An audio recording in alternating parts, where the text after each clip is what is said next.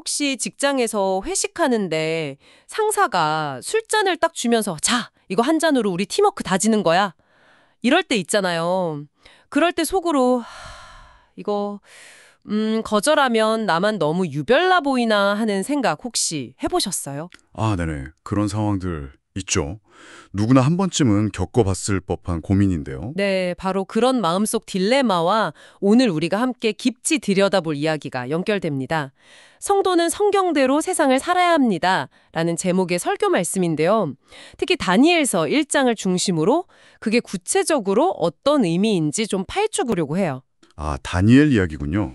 네, 다니엘이나 또 영화 불의 전차로 유명한 에릭 리델 같은 인물들의 선택을 보면서 신념을 지킨다는 게 대체 뭘까? 그리고 세상이 묻는 또 우리 안에서도 드는 질문이죠. 정말 그렇게까지 해야 해? 이 질문에 대한 답을 좀 찾아보려 합니다. 네, 그 질문. 꼭 그렇게까지 할 필요가 있나? 세상은 종종 우리에게 그렇게 묻죠. 오늘 다룬 설교에서도 바로 그 지점을 짚고 있는데요. 다니엘의 상황이 딱 그랬습니다. 네. 어린 나이에 포로로 바벨론에 끌려갔잖아요. 거기서 왕이 특별히 내리는 아주 좋은 음식과 포도주를 제안받아요. 보면 엄청난 대우죠. 그렇죠. 파격적이죠. 네. 근데 사실 여기에는 보이지 않는 함정이 있었던 거죠. 당시 왕이 주는 음식이라는 게 종종 그들의 신에게 먼저 바쳐졌던 경우가 많았어요. 그러니까 이걸 먹는다는 건 그 자체로 이방신을 인정하는 행위가 될 수도 있었던 거고요. 아, 단순히 그냥 맛있는 음식이 아니었네요. 그렇죠. 또 왕의 음식을 받는다는 건 그 왕에게 내가 충성하겠다 이런 상징적인 의미도 있었고 무엇보다 달콤한 유혹이었죠. 편안함, 또 어떻게 보면 세상적인 성공으로 가는 길처럼 보였을 테니까요. 안락함의 유혹? 네. 마치 성경에 나오는 그 지혜의 왕 솔로몬 있잖아요. 처음엔 정말 하나님을 잘 섬겼지만 결국엔 부와 안락함에 빠져서 그만 신앙의 길에서 좀 벗어나는 모습을 보이죠. 열왕기상 10장, 11장 보면 그런 내용이 나오는데 때로는 편안함이 더 큰 시험이 될 수도 있다는 걸 보여주는 것 같아요. 아, 그렇군요. 그 음식이 단순한 식사가 아니라 충성, 신앙, 그리고 안락함의 문제와 다 얽혀 있었다는 거네요. 그 관점에서 보니까 에릭 리델 이야기도 좀 새롭게 다가오는데요? 네, 에릭 리델 정말 유명한 이야기죠. 1924년 파리 올림픽 때 스코틀랜드 출신의 아주 빠른 단거리 선수였는데 자기 주종목인 100m 경기가 하필 주일, 그러니까 일요일에 열리게 된 거예요. 아, 그때 당시에는 그게 큰 이슈였죠. 네, 그는 신앙 원칙에 따라서 안식일을 거룩하게 지켜라.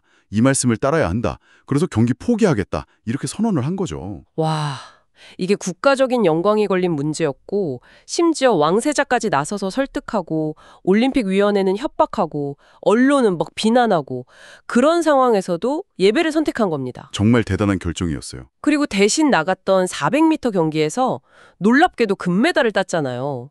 그때 간증이 유명하죠. 처음 200m는 제 힘으로 뛰었고 나머지 200m는 하나님께서 달리게 하셨습니다. 아, 진짜 대단한 용기 같아요. 그렇습니다. 사실 이런 비슷한 고민과 선택은 우리 역사 속에서도 찾아볼 수 있어요. 예를 들면 일제강점기 때 그 신사참배 강요가 있었잖아요. 아, 네네. 일본 신사에 절하라는 거죠. 이걸 거부했던 기독교인들이 많았습니다. 특히 고신교단 같은 경우는 이 원칙에 아주 철저해서 많은 고난을 겪었고요.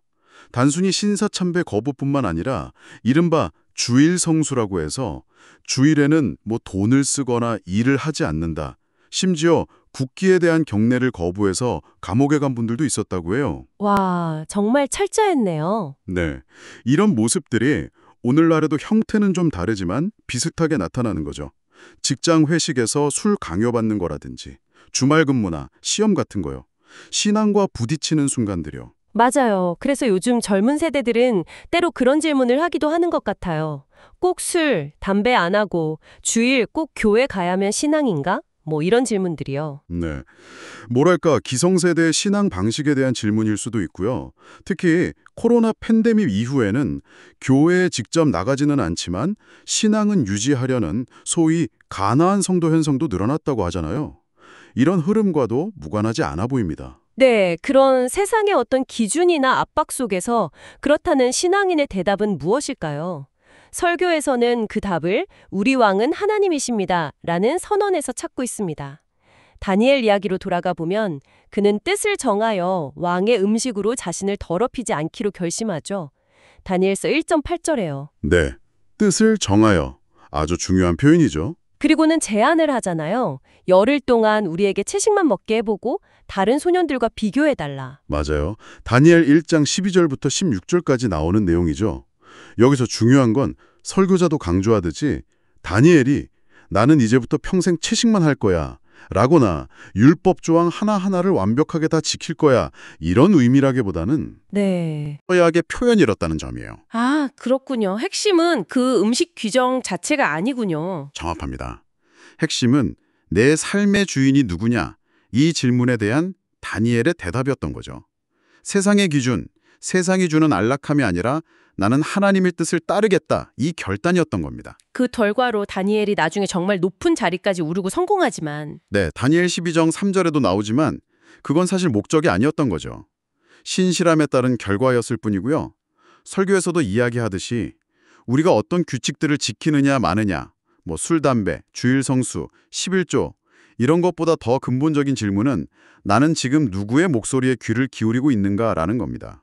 세상 기준에 맞춘다고 해서 내가 더 나은 신하민이 되는 건 아니다 이런 메시지죠. 네, 그렇다면 성경대로 산다, 특히 하나님을 나의 왕으로 모시고 산다는 게 구체적으로는 어떻게 나타나야 할까요? 설교에서는 이것이 세상 나라에 대한 저항이며 그 방식은 바로 예수님처럼 사는 것이라고 말하는데요. 여기서 저항이라는 게 좀... 네, 오해하면 안 되는 부분이죠.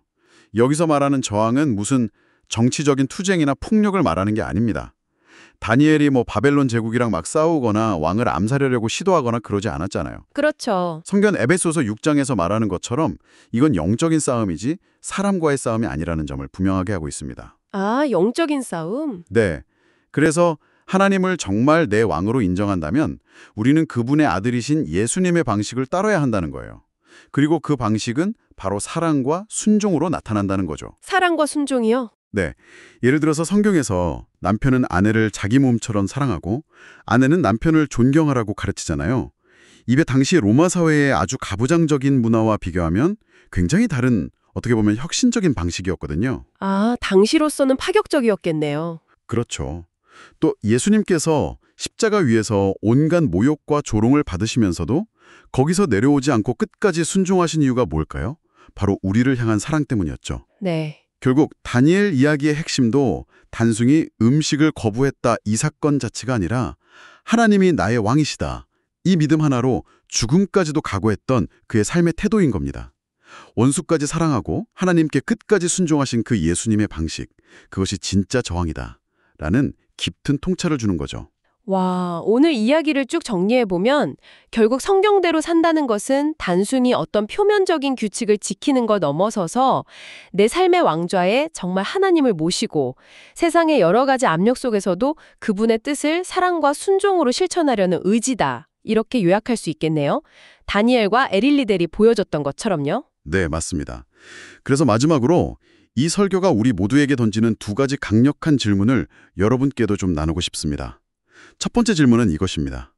당신의 왕은 누구입니까? 이 세상의 가치관과 성공입니까? 아니면 하나님이십니까? 그리고 두 번째 질문입니다. 만약 예수님이 당신의 왕이시라면 오늘날 당신이 마주하고 있는 그 세상의 압력 속에서 그분처럼 사랑하고 순종하며 사는 것은 구체적으로 어떤 모습일까요? 이 질문들에 대해서 한번 깊이 생각해 보시는 시간이 되면 좋겠습니다.